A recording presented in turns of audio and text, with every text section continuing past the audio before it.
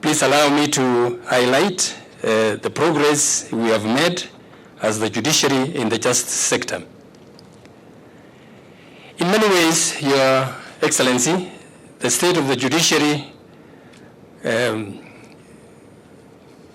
administration report is a tool of accountability for to the public as it provides a feedback on how, in the year under review, we have endeavored to discharge the mandate bestowed upon us by the people of Kenya, and also make commitments on how we are going to continue.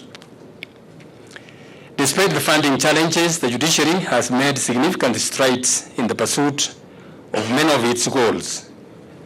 One of the key activities in the period we are reporting on, Your Excellency, is the hearing of election petitions.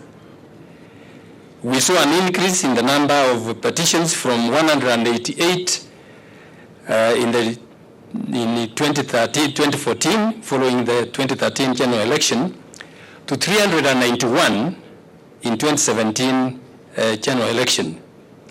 We had and determined all those petitions within the timelines set out in the Constitution, thanks to the extensive training and preparation that we had undertaken through the Judiciary Committee on Elections.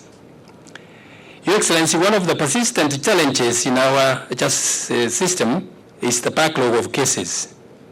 When I launched the Sustaining Judiciary Transformation Blueprint in 2017, I gave an undertaking to the country that we would clear all cases more than 5 years old by the end of last year. At that time, Your Excellency, the number of cases which were more than 5 years old were 170,186. Between January 2017 and December 31st, 2018, we resolved a total of 148,877.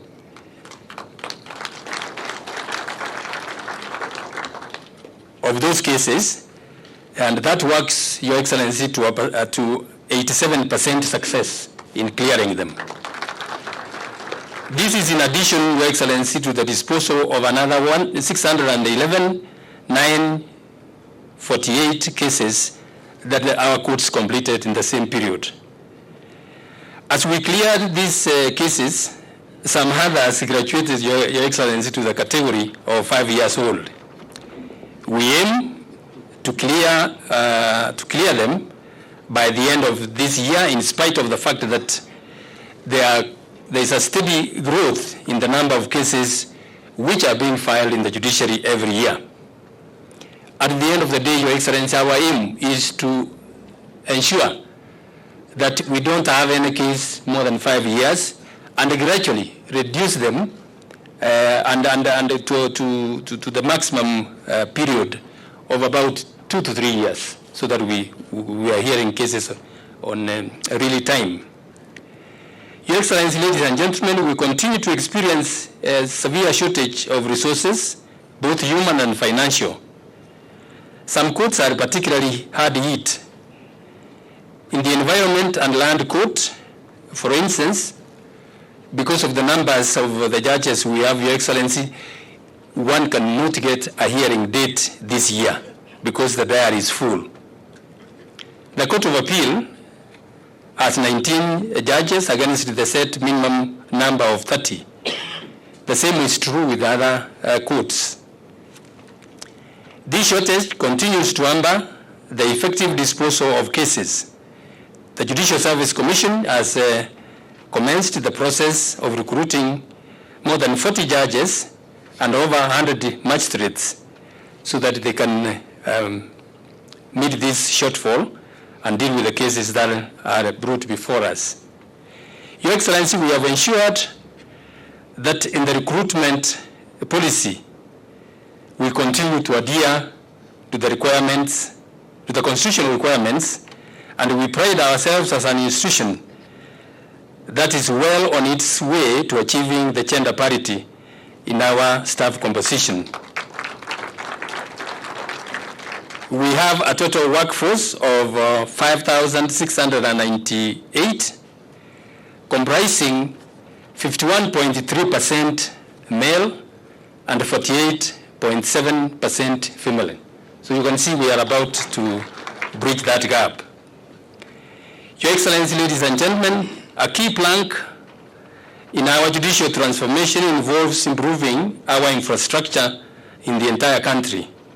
We have made significant achievements in this respect in line with the judiciary transformation framework and the sustaining judiciary transformation frameworks. We currently have a total of 102 court construction and rehabilitation works going on in the country. These projects are in two parts. One comprises of those funded by through the facility from the World Bank under the Judicial Performance Improvement Project, under which we have 29 major construction projects going on in various parts of the country. The other projects are funded by the government of Kenya. However, due to reduced funding, most of these projects have stalled, awaiting a review of the budgetary allocations.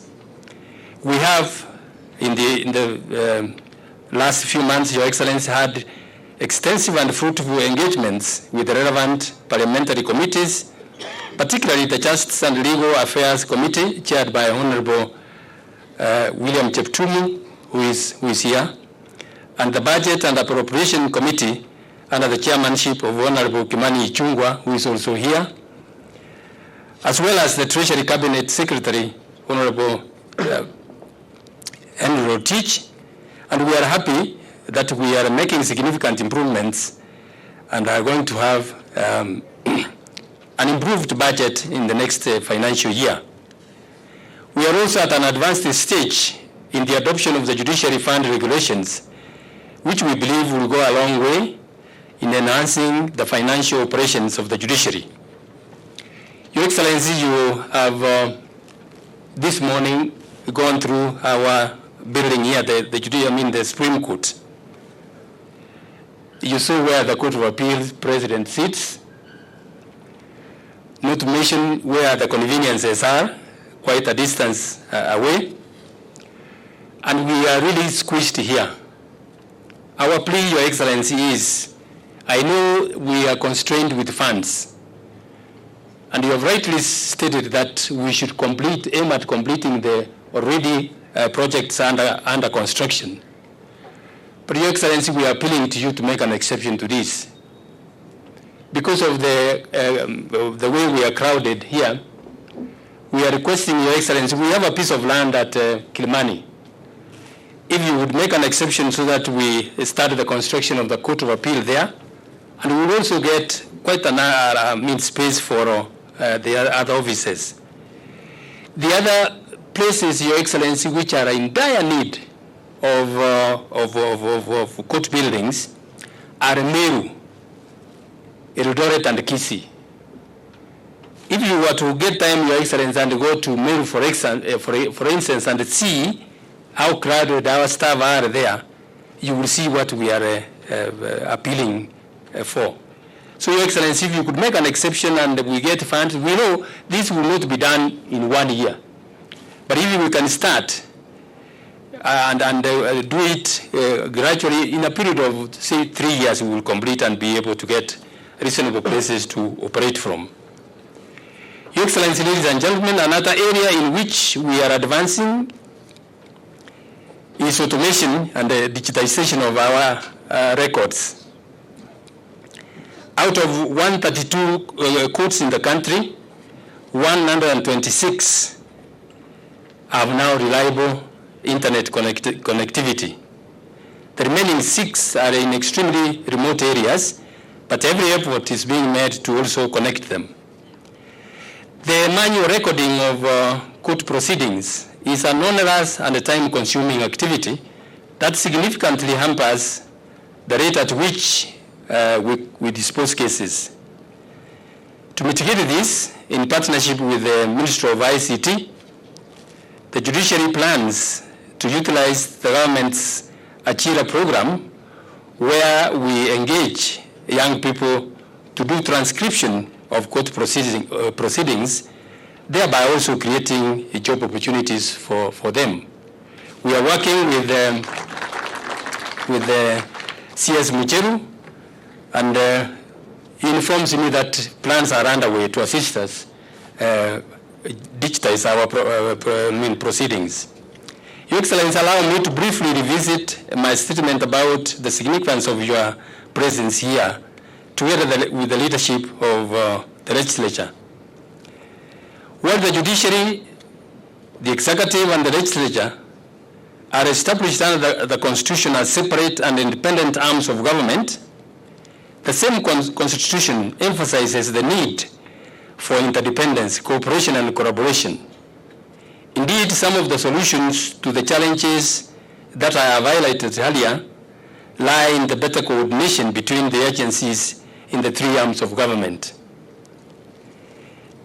No other process provides a better example of the need for interagency collaboration